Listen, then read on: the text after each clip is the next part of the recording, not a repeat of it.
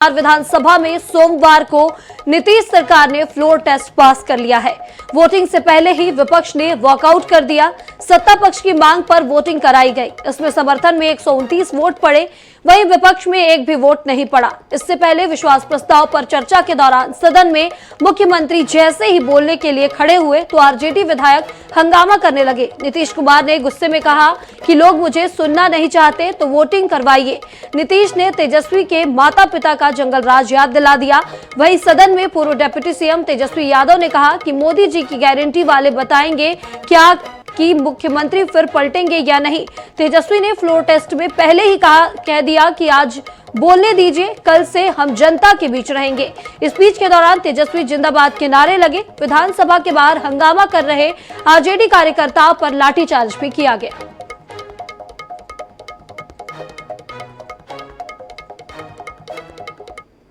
और दूसरी बात, जब ये लोग साथ थे तो हमने बाकी सब लोगों को एकजुट करने के लिए यहां पर मीटिंग भी किया। आप जरा बताइए, हम सबको एकजुट कर रहे थे। हम इन लोगों को कह रहे थे कि 6 पार्टियां हैं तो सभी 6 पार्टी को, हमने एक पार्टी को एक किया। हमने कहा कि उनके साथ 2 दीजिए और बाकी कांग्रेस को 2 ही दिए। हमने कहा नहीं, 2 से ज्यादा मिलना चाहिए, उनका 19 सीट है। और उसके बाद आप लोगों को, बाकी जो पार्टियां थी उन सब लोगों को भी कहा कि उनको सीट मिलना चाहिए, लेकिन दुए को मिला इन लोगों को। आई लोग बराबर आके हमको कहते थे, हम क्या जाके मिल लीजिए, आप ही लोग साथ थे, तो कुछ हुआ जी? तो इसीलिए, और बाकी जो हम इतना दिन मेहनत किए और हम सबको एकजुट कर रहे थे, तो हम सारा मेहनत कर रहे थे, कुछ हुआ? और अंत में जो हमको पता चला कि जैसे कांग्रेस पार्टी भी इनकी पार्टी इधर से उधर कर रही है, उसको डर लग रहा था। हम बार बार कह रहे थे कि बाकी पार्टियों को एकजुट करिए, तो उसको उनको हमसे तकलीफ था।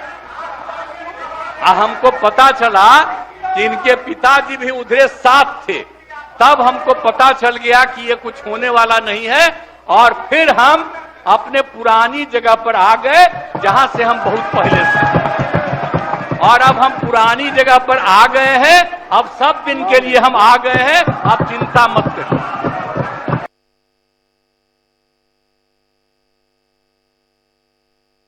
अब बताइए, कर्पूरी जी को मिला, हमको तो बहुत खुशी की बात है, कर्पूरी जी को मिला।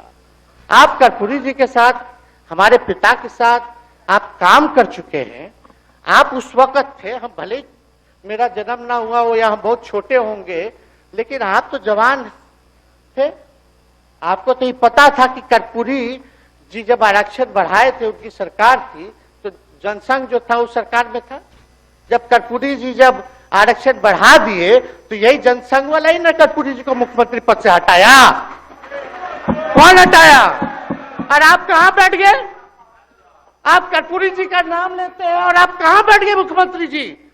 और वही जनसंघ वाले, भाजपा वाले कहते थे, क्या बोलते थे, आरक्षण कहां से आई, कहां से आई? कर्पूरी जी, हम नहीं बोलेंगे, नहीं बोलेंगे, नहीं बोलेंगे, ये बोलते आप हैं। और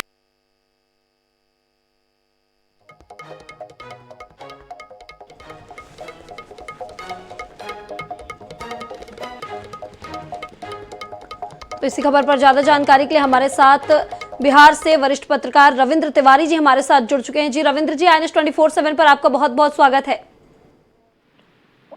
धन्यवाद आपको जोड़ने के लिए। जी, 129 यहाँ पर वोट पड़े हैं नीतीश जी के पक्ष पे, क्या कुछ कहना चाहेंगे आप? वो तो था ही, हमने बताया भी था, कई चैनलों से जब हम जुड़े थे तो हमने बताया था कि नीतीश जी बहुमत साबित कर देंगे। और नीतीश जी ने इसमें गेम भी किया, आरजेडी के 3 विधायकों को अपने पाले में कर दिया। लेकिन यह जो है नीतीश जी के का एक जो फेरबदल है, वो आगे भी जारी रहेगा, नहीं जारी रहेगा। हालांकि मुख्यमंत्री ने कहा है कि हम अब जहां से आए थे वहां फिर आ गए हैं और अब यहीं रहेंगे। लेकिन जो राजनीति का खेल है उसमें और जो स्थितियां हैं उसको देखते हुए फिर यदि लोकसभा चुनाव के बाद कुछ और अदल बदल हो जाए तो कोई बहुत अनहोनी और आश्चर्य की बात नहीं होगी, क्योंकि जो दो डिप्टी सीएम भाजपा की ओर से बनाए गए हैं, वो दोनों का संबंध मुख्यमंत्री से बहुत छत्तीसी का आंकड़ा रहा है। एक सम्राट चौधरी ने तो उनके लिए पगड़ी ही बांध लिया था कि हटाए बगैर नहीं पगड़ी खोलेंगे, और दूसरा विधानसभा अध्यक्ष विजय कुमार सिन्हा जी हटे थे मुख्यमंत्री से विवाद होने के बाद ही, और दोनों डिप्टी सीएम बनाए गए हैं, दोनों भाजपा का नेतृत्व करेंगे इस सरकार में, कर रहे हैं। तो वैसे में आगे क्या स्थिति बनेगी जी। लेकिन जो भी होगा लोकसभा चुनाव के बाद होगा। लोकसभा चुनाव तक तो ये लोग लड़ेंगे, स्ट्रांगली लड़ेंगे और एकजुट रहेगा पूरा एनडीए, लेकिन उसके बाद क्या होगा, जैसा कि तेजस्वी यादव ने कहा है कि मोदी जी क्या गारंटी देंगे कि नीतीश जी फिर नहीं बदलेंगे, तो यह सब एक सवाल है। और राजनीति का यह अवसरवादी खेल है, अवसर का खेल है, राजनीति जो है स्वार्थ का खेल है जो देखा जा रहा है। इसमें जनहित का मुद्दा गौन है, विधायक किस तरह से पाला बदल रहे हैं यह देखिए। हर दल अपने विधायकों को टटोलने में लगा हुआ था। यह साबित हो गया कि किसी भी दल को अपने विधायकों पर कॉन्फिडेंस नहीं था कि सब लोग एकजुट रहेंगे ही। अंतिम तक उहापोह की स्थिति बनी रही और विश्वास का माहौल बना रहा। जदयू ने अपने विधायक को पुलिस से पकड़वाया भी, एक विधायक को, और पुलिस के संरक्षण में उसको पटना लाया गया, और भी बहुत कुछ हुआ। तो बिहार की राजनीति का खेल जो है वो जो शुरू हुआ है, ये अभी आगे क्या क्या करेगा, क्या क्या गुल खिलेगा, यह तो समय बताएगा। लेकिन फिलहाल लोकसभा चुनाव के लिए एनडीए गठबंधन मजबूत हो गया है। अब लड़ाई होगी, नरेंद्र मोदी को फिर से प्रधानमंत्री बनाने के लिए इन लोगों का एक मतलब बेहतर प्रदर्शन करने का प्रयास करेंगे एनडीए के लोग, सत्ताधारी दल के लोग। जी बिल्कुल, रविंद्र तिवारी जी हमारे साथ जुड़ने के लिए और ये तमाम जानकारी साझा करने के लिए आपका बहुत बहुत शुक्रिया।